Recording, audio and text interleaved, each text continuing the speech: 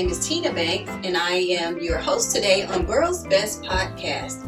And today I have a treat for you guys. I have the pleasure of speaking to Joe and Scott, the owners of Vintage Barbers, right here in Statesboro, Georgia. So guys, thank you so much for taking time to meet with me today. Thank you. And tell us, sure, and telling us about your story. So introduce yourselves and tell us a little bit about how Vintage Barbers came to be. Go ahead, Scott. I'm Scott Rogers. This is my partner, Joe Arnold, and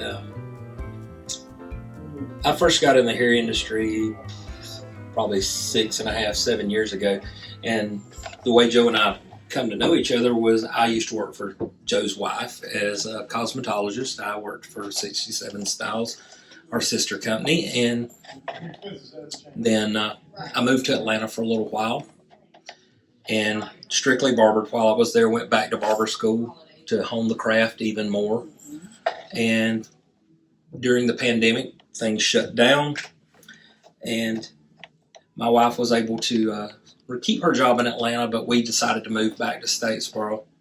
I was looking for a job, couldn't find anything. Nobody was hiring during the pandemic, especially in the hair industry. And Joe and his wife found out about it. They gave me a call one Sunday afternoon after I had spent several weeks coming down to Statesboro, Savannah area once a week, hunting work, and had given up. I was going to get a real job again and go back to manufacturing or engineering work that I had done for years. Mm-hmm. And Joe and his wife called me one afternoon. I was about Macon on the way home, and they were like, "Hey, heard you moving back. I've been thinking about opening up a barbershop. Are you in?" And they had me at Barbershop, and I said, "Can we start Monday?" And about 3 weeks later, I ended up moving back, and gosh, I moved back on a Saturday and a Sunday, and we started looking at properties on Tuesday, and we signed a lease on Friday. In that same week? In the same week. And then the following Monday, we started renovation of this place. And from the time we signed the lease to the day we opened, we signed the lease at the last part of July, and we opened October the 6th. There's a lot of blood, sweat, and tears in this building. A lot of hopes, a lot of dreams, and a lot of prayer went into this. And there was a time or two I think we were about ready to kill each other, but we made it through that. No, that was only like the last day, I think. The last day. We The made day it all before the way we through to the last made day. it the last day, and it was just... When you get down to that last day pressure to get everything done before opening. For the grand opening. Yeah. For the grand opening. We opened on October the 6th, the day after my 49th birthday. And wow, what a birthday treat. yes, what a birthday treat. And it was 7 or 8 o'clock at night. We didn't leave till nearly midnight that night, and then we were back here the next morning. But it's just our growth, the support from the community has just been exponential. It's a wonderful... We found our niche. We got our lane. We stay in it, and we have basically, not to sound like we're bragging, but we're leading the forefront in old school, old timey barbershops in this area. We bring a level of service that is not found at your chain places. We'll leave them nameless, but yeah. Well, we treat people more than just a number. We treat them as a person. Right. We want to develop a relationship with people, and in the long run, you will keep people a lot longer if you take care of them and know that you care about them. So that's what our mission is just to treat people, like we would want to be treated, and not just a number. And a lot of the places that the men are used to that are around here, their goal is to get you in and out in 12 to 18 minutes. Mm-hmm. Our lowest timed service, we have to put time limits on things, is 30 minutes.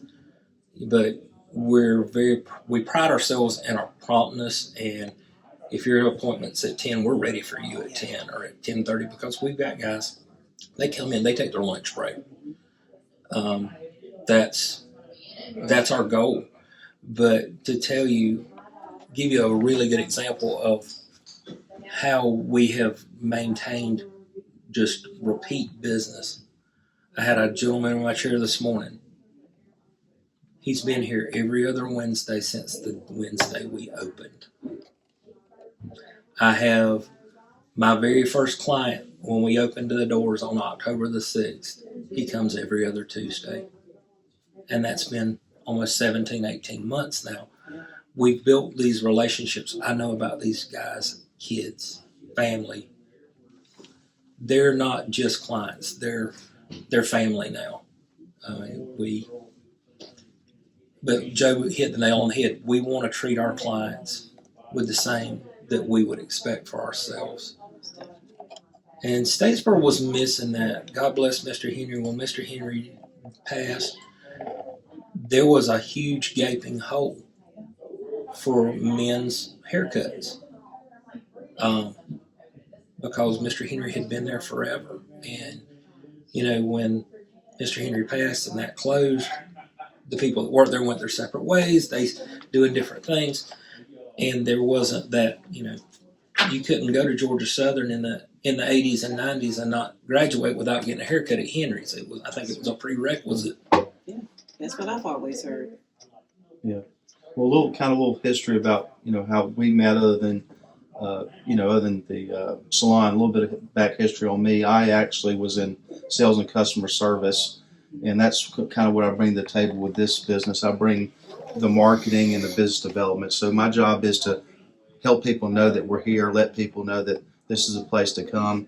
And Scott's over operations, so he basically makes sure everything's done to an A+ standard. Mm-hmm. And he makes sure our work is good, everybody's happy. He does that part. But before I started before we opened Finished Barbers, I'd been in, like I said, sales and customer service. But I also got in logistics, and I lost a couple jobs with logistics, and it just wasn't working for me. And my back was against the wall, just like a lot of people's was during Corona, the pandemic, and everything. And I was like, I've never jumped, I've never taken that leap of faith that I've always wanted to do. And my wife brought it to my attention, when I was looking for jobs, thinking what I was going to do, what my next steps were going to be. She said, "Well, why don't you and Scott open a barber shop?" And I was like, "Man, why don't I?" It just hit me like a ton of bricks. I was like, why don't I give this a shot? I mean, if any time is the right time, it's now. Yeah. I mean, what did I have to lose? I mean, Exactly. At that point, I was kind of backed in the corner. I was like, let's go for it. Let's do it. Mm-hmm. And luckily he was, on board. And ever since then, it's been remarkable how fast we grew. We never even expected it. No, we're way ahead. I mean, we're like 2 to 3 times bigger than we ever expected to be. Yeah, in the amount of time that we've been open. When we set our business plan down, if you were to peel one of the wall boards off in that other room, we put our vision board on the walls, and then we covered it up, and then covered it up because we knew, and we had 6 months, 12 months, 18 months, and we took a picture of it, but we know it's there, and we are way ahead of where we thought we would be. I mean, we had dollar amounts that we thought needed to be, and barber amounts, and how many chairs were filled. I mean, we sat there one afternoon, and we were just exhausted, and I said, we got to put this down so we can figure it out. Yeah, we just did our homework and just made sure, even before we opened, I made sure the word was out that we were opening, just so when we opened our doors, we weren't waiting to, for the phones to ring. Yeah. And People were waiting. Yeah, people were waiting to come out of the pandemic. They wanted something exciting, something interesting to come check out, and that's what we were able to deliver on. So, and one of the cool things that Joe does is Joe thinks very outside of the box as far as our marketing campaign and stuff. We have, when Joe's brought a couple of things to me, and he was like, "What do you think about this?" And I'm like, "I don't know. Let's try it." And I'm thinking, we put coasters in local restaurants with the shop's logo and the shop website and stuff on it. And, we get several a week. People are like, "How'd you hear about us?" "I saw your coaster. I saw your coaster." Yeah. We've put pictures that they serve drinks in at certain restaurants in town.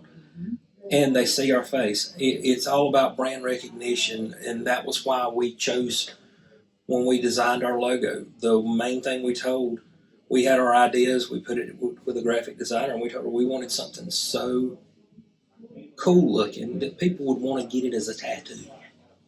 Isn't that Yeah. cool? And Yeah. so we really worked hard on that, because if you see golden arches, you think McDonald's. You see, you know, the brown square with an A in it, you know that's Amazon. When they see our logo, they know that's us. I wanted that brand recognition. Without having to put vintage barbers with it, just the image itself of the guy and the circles and stuff that we have on a lot of our hats and different I've things. seen it, and once you see it, you know. You know. Yeah. You know what? Or people ask, well, what is that? I mean, just wondering what the hat is, because it's cool looking. Yeah. So it's just. And, I would have never thought of having barbershop swag, but we have shirts, we have hats, we And have people hoodies. want it. And people want it. And And they wear it people want proudly. it, and they wear Yeah. it proudly. Yeah. And, Yeah. it's free walking advertising Every time. every time. Yeah. And as a barber, I wouldn't have thought that direction. You didn't have that on the vision board, huh? I didn't. Okay. He may have had that tucked back It in was the just- back of yeah. it. But, we wanted to have a great online presence. We wanted to have online booking, and we've been able to, every step, to do We're something. just trying to let everybody know as quick as we can let them know, hey, we're here and we're good. We're great, actually. We're not good, we're great. And we just want people to know the difference. And until they step their foot in our door, they're not going to know the difference from where they're getting their hair Just cut one at now. time. Just one time. Just one time. Yeah. Just And one that's time. what it takes. And when I was in Atlanta, I had been doing mostly women's hair until I moved to Atlanta. Then I started working in barbershops, and I went to barber school. And Atlanta barbershops are a little different than they are here. Mm-hmm. In what way? They're very multicultural, very multicultural. And I don't like using this term, but they're almost segregated by choice here. And that didn't fly with me. And so we're a multicultural shop. We definitely welcome everybody in our shop. I mean, to me, hair is hair. It Money's is. grand. Yeah. And we've had gentlemen that are African American or Hispanic or whatever come in, and they just kind of come in, and I'm like, I got you, fam. We good. Yeah. And it's and everyone here is able to cut multicultural hair. So I wanted to break that mold in Statesboro. But I think that's a mold that people don't know that's broken. I don't think people know that we're capable, that they assume that we're maybe like the other guys that aren't skilled in that area that can do A lot of people different still types don't of know. hair. And they don't So- know, but Yeah. we're here to tell them. We welcome all. We welcome all. We don't, because I know in Atlanta, when I was in Atlanta, if I said, well, I'll cut everything but Asian hair or everything but this, or I don't know. The biggest thing is I don't know. I don't know how. Yeah. You're taking money out of your own mouths and your own pocket, but you're also limiting the growth of your business. Exactly. And the one thing that I wanted out of our business venture was that there was no limit to our growth because of we couldn't supply a certain service for someone. We get asked a lot if we do women's hair, and that's a yes/no answer. We do short women's haircuts that are of more masculine natures. I soften them up if they want a more feminine, but I don't do long hair. That's why we we layer cuts. layer that kind of cuts thing. and color and So it's chemical different things process. that you don't, but you have women barbers though, right? Yes, I That's do. right. Yes, I have 3 women barbers, Mhm. and with Joe and his wife owning 67 Styles, we wanted to stay in our lane and not cross into their. We're not mixing stuff. We have to keep everybody in their expertise, right? in their expertise, And that's- and yeah. my girls here are experts at men's styles. The salons that more expert, they'll do men's cuts of it, but they're more experts in women's cuts and colors And and that colors. type of thing. Yeah. So But that's awesome that you have the flexibility to refer them. Like if this Exactly. is what The you want. nice part And about it, vice like a versa. lot of husbands, their wives may ask to get their haircut here, or I may just mention, hey, did your wife, where's your wife get her haircut? So we go ahead and refer them to our salon, so it works out so they can stay in the family, Yeah. and Right, we can and- take care of them.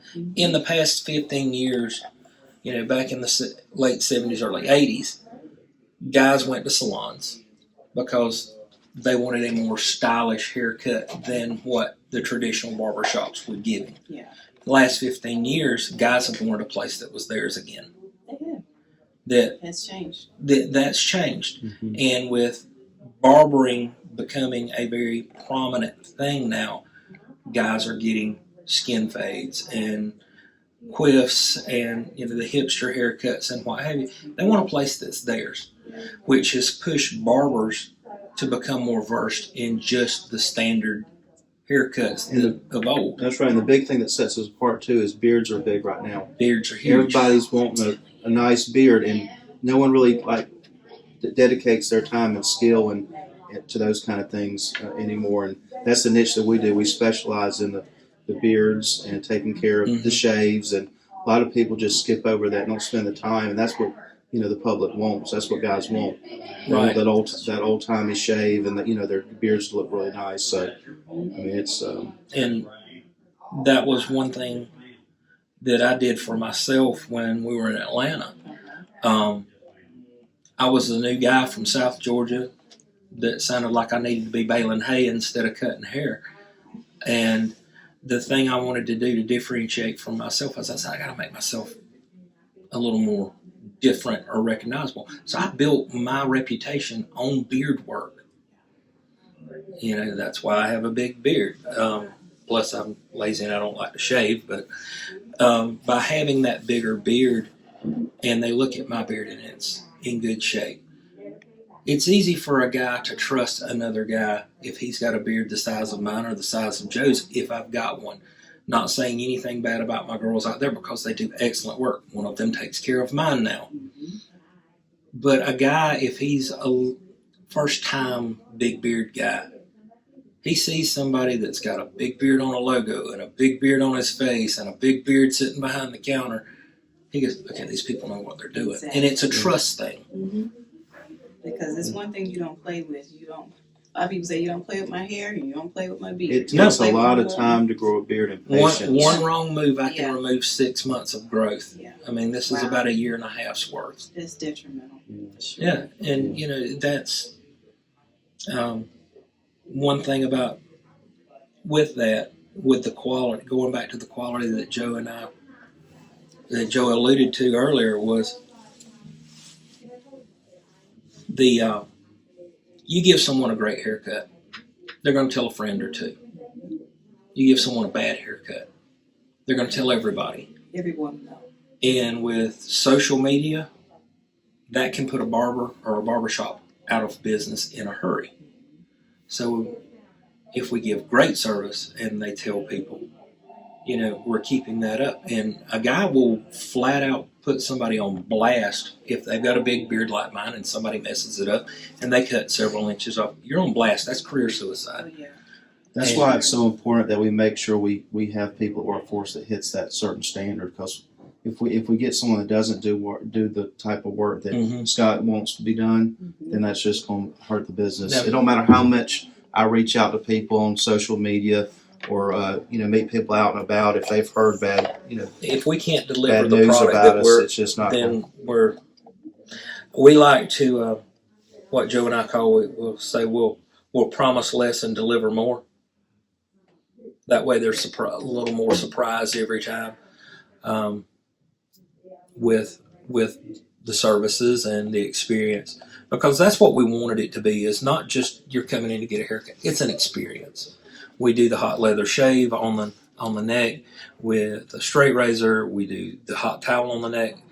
If you come in for a shave service, that is a multi-step process that involves 4 steam towels on the face. Your face is basically shaved twice with the warm lather.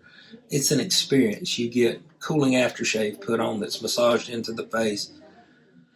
It's not wham bam, I mean, this is a 30 to 45 minute service just for the shave itself. Well, something to add on to what Scott was saying, just because even guys that don't have hair, you don't have to have hair to come see us. We do full head shaves, full So, face I mean, shaves. there's nothing there's not a service here that a guy can't take advantage of. Right. I mean, because a lot of guys spend a lot of time shaving their own head, but it's nice to be able to come kick back in one of our chairs and treat yourself. Yeah. Treat yourself. It's like a man's version of a woman's mani-pedi, right? Exactly. And So, like you said, it's the pampering. We've got a couple of guys that about once a month Mm-hmm. they come in and they get a full face shave. They're like, I shave my face every day, but this 30, 45 minutes that is about me. Yeah. I don't have to think. I don't have to do. I can just enjoy. Yeah, you have a lot of women that are big on self-care for themselves. Right. But Right. men need it just We as need well. it just as bad. Yeah. And it's stress relief. I mean, I look forward to the days that I get my hair done and my beard trimmed and my shave done. And same with Joe. We make time for ourselves Yeah. because the day-to-day stresses of running the business and life and children and everything else, Right. that takes a toll. right. We just love to see them in our chairs with people's expressions if they've never had a hot leather neck shave. Whoa, what is that? It kind of Yeah. scares them, but then they fall in love with it. And with the shaves too, people's never had a shave. I mean, if you come get a shave with us, I mean, you're going to be back. I mean, it's just that kind of experience. I tell them, I mean, it's addictive. it's one of those things you've never treated yourself to. It's something that's very worth it's money and time. And that's what guys don't do, is spend a lot of time on themselves, and they don't take that time to do this thing. But if you can ever get them to try it, Just one time. they're definitely going Just to take come that. one time, yeah, guys, and try it. Yeah, they'll And definitely. it's not just for the pampering. One thing that we've stressed to our other barbers is we need to educate our clients. True. Explain why you're putting this lotion on the face after you do it. Explain our products that we carry so they can recreate the same looks at home. I mean, if I cut your hair and give you an amazing haircut and I style it, I've been doing this for years. I can style it, but if I don't explain to you how you can style it, you're gonna buy the product and you're gonna try it and you're not gonna get the result you're wanting, and then the product's gonna sit there the rest of the time. But if I can explain to you how to do it and show you how to do it, That's the big difference. that's a big difference. Yeah. Because when you get your hair done, your stylist tells you, well, all right, you're going to use this product here. You're going to turn this way with a flat iron or with a curling wand or what have you. It's just the same thing. Guys, we're simple creatures. We want to be able to fix our hair in 5 to 7 minutes and be done. But if we show them that how to do it in 5 to 7 minutes and it looks like they're ready for a GQ shoot, the wives notice. They like it when the wives notice. The girlfriends, the partners, whatever. Yeah, it boosts their self-esteem as well. Yeah, Is Right, for sure. Mm-hmm. It Yes. works the same way with the guys too. Guys, I mean, it makes guys feel good, just like it would women. You just don't ever know what you run into as far as a guy sitting in his chair. You don't know what they're going you don't through. know what they're going through. They could have been having a bad day, and just makes that big difference for them. Brings them out of whatever hole that they're in, makes them feel good. It works the same on females as it does males. Yeah, as corny as it sounds, when I was in my first week of cosmetology school, our instructor asked us always, says, why do you want to do hair? Valid question. And they were going around the room, and I went to cosmetology school at 40. Some people, I went to feel like they're too old to make career and changes. they were not, these young ladies were 19, 20, 21 years old, and they were like, well, I've always loved doing hair, and good for them. And it come my turn, and they asked me, they said, why do you want to do hair? I said, well, one, it was what I always wanted to do, but I didn't get the support initially from family members and what have you. I said, but the main thing is, I said, no matter how bad of a day I'd ever have, I could be down in the dumps, I could have had just a crap day at work, I could go get my hair cut. Something as simple as that. I could go get my hair cut, and that 30 minutes of time, or 45 or an hour, was about me. and I came out. I looked better. I felt better about myself. The problem didn't seem so big. I said, but so if I can do that one time a day, my work's done. Any other time I get to do that during the day is gravy. But if I can make one, I'm a vet. I've had guys in my chair that were suffering major from PTSD, and been able to talk with them and tell them, hey, there's light at the end of the tunnel. I've dealt with PTSD myself, and point them to go talk to this person, go talk to somebody at the VA. Is Barbers, it's no different than being a hairdresser. We're marriage counselors. Guys will tell their barber things they won't tell their best friend or their wife. So true. And you can tell, especially after you've had somebody in your chair a few times, their demeanor's different. What's up?